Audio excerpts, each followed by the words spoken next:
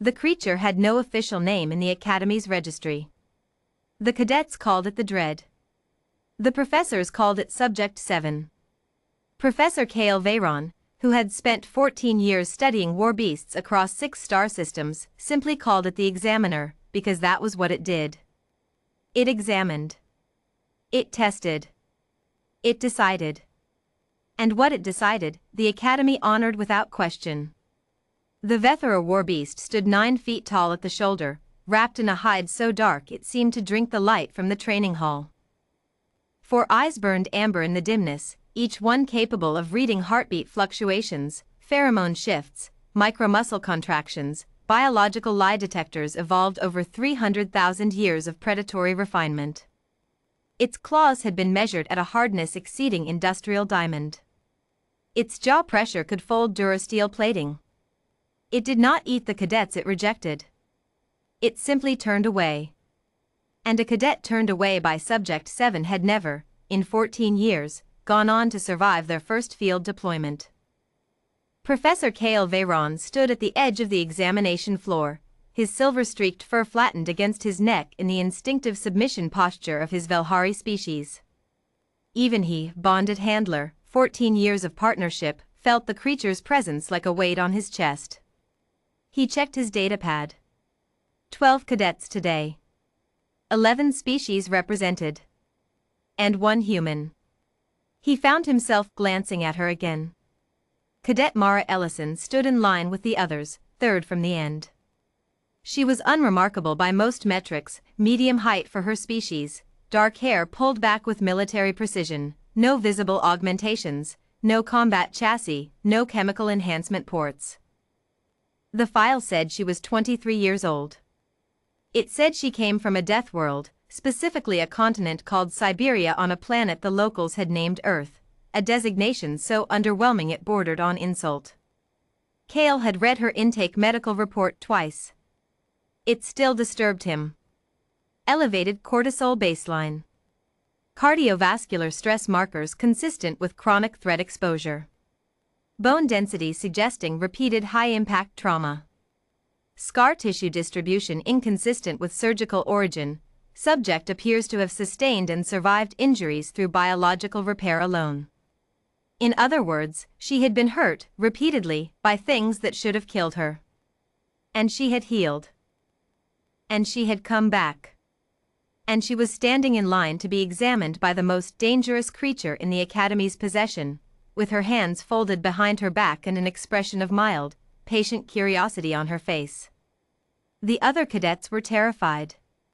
Cale could see it in the way they held themselves. The Theric cadets' bioluminescent patches had gone dark, stress suppression reflex. The Calori twins were pressed together, shoulder to shoulder. The Valen cadet, whose species possessed no fear response as organics understood it, had still taken a small step backward. Mara Ellison had not moved. She was watching Subject 7 work its way down the line, and she looked interested. The examination had begun at the far end. Subject 7 moved slowly. Deliberately. It was not hurrying, it had never hurried. It paused before each cadet for exactly as long as it needed, reading them with those 4 burning eyes, pressing close enough that its breath, hot, sulfuric, biological and alien, washed over their faces. Most cadets flinched. A few trembled. One, a Brellan whose homeworld's apex predators weighed 40 kilograms at maturity, made a soft, involuntary sound of distress. The war beast moved on. Each time, after a long moment of assessment, it turned and continued, the Academy's wordless signal of provisional acceptance. Not approval. Never approval. Simply, you may proceed. For now. Cale watched Mara Ellison as Subject 7 reached the Calori twins, 3 positions ahead of her. She had tilted her head slightly. Still watching. Still curious.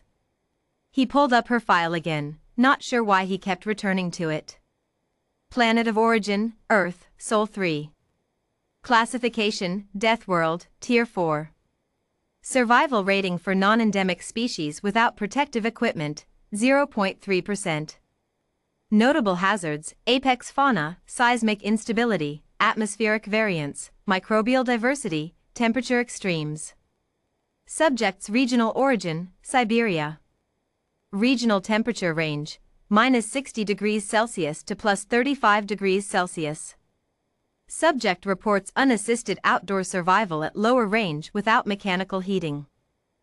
He had shown that line to a colleague from the Marin Climate Systems. She had gone very quiet and then asked him to please stop sharing disturbing information with her. Subject 7 reached the cadet directly ahead of Mara. A Vorith, big, scaled, homeworld predator cast, impressive combat record in simulations. The Vorith's crest was fully erected, which Kale recognized as a fear display. The warbeast pressed close. The Vorith held, barely. Sweat beaded at the base of its crest. Subject 7 turned away. The Vorith exhaled. And then the warbeast was standing in front of the human. Kale leaned forward slightly. Subject 7 was still. For a moment, nothing moved, not the beast, not the cadet, not the recycled air in the hall. The creature brought its head down to Mara Ellison's level, those 4 amber eyes blazing from perhaps 30 centimeters away. Kale had seen cadets lose consciousness at this range. He had seen a Theric warrior with 60 kills to his name begin quietly weeping. Mara Ellison looked back. Not with bravado. Not with the white-knuckled, jaw-clenched defiance Kale sometimes saw from cadets trying very hard to be brave. She looked at the warbeast with the same quiet, measuring attention she had given it from across the room. Like she was still curious. Like she was doing her own examination. Subject 7's nostrils flared. Its 4 eyes moved, a rapid, scanning pattern Kale had catalogued over years of observation. Heartbeat assessment. Pheromone reading. Muscle tension analysis. He watched the beast's body language shift. It was subtle. In 14 years, Kale had developed a vocabulary for Subject 7's responses, the micro-movements that meant acceptable, the stillness that meant undecided, the coil of muscle that meant this one is wrong in ways I cannot articulate but trust absolutely. He had never seen what he was seeing now. The warbeast's head came down further. Its massive neck curved.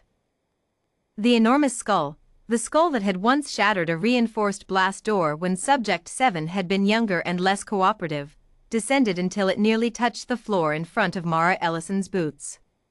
The hall was utterly silent.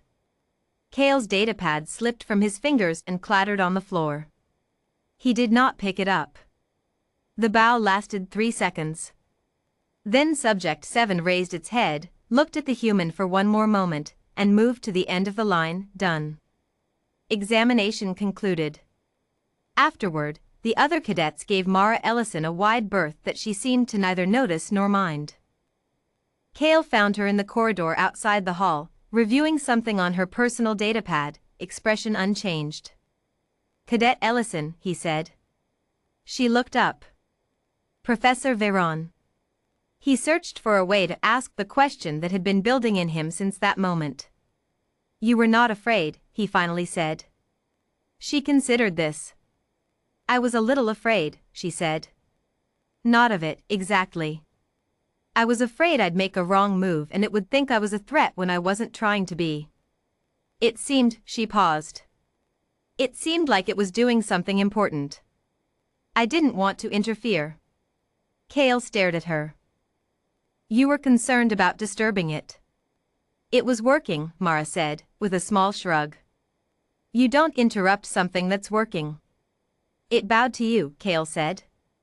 "In 14 years, Subject 7 has never bowed to anyone." Mara looked back at her datapad. "It recognized something familiar," she said quietly. "That's my guess, anyway." She glanced up once more, and something moved briefly behind her eyes, not quite amusement, not quite sadness. Old, whatever it was. Older than 23 years had any right to be. "We come from the same kind of place, I think. You survive long enough in something that's trying to kill you every day," she stopped. "You start to recognize the ones who've been through it." She nodded once, the small professional nod of a cadet excusing herself from a superior, and walked away down the corridor. Cale stood in the empty hall for a long moment. Then he retrieved his datapad from the floor, opened Mara Ellison's file, and added a single note to her assessment record. Subject 7's judgment exceeds classification.